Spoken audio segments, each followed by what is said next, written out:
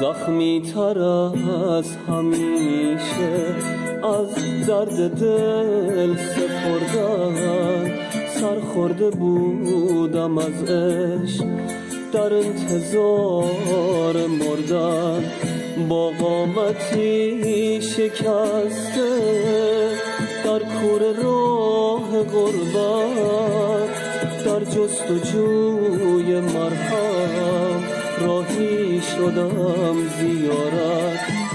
رفتم برای گریه، رفتم برای فریاد، مرهم مراد من بود، کعبه تو رو به من داد.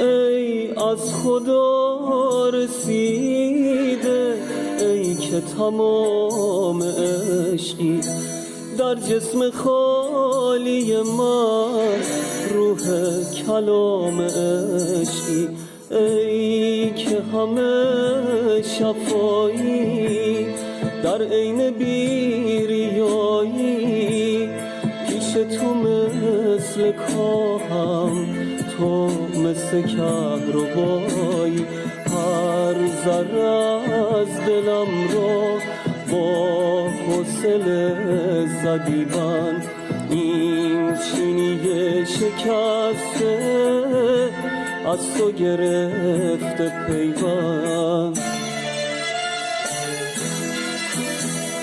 ای تکیه‌گاه گریه، ای هم صدای فریاد، ای اسم تازه من، کعبه تو رو به من داد.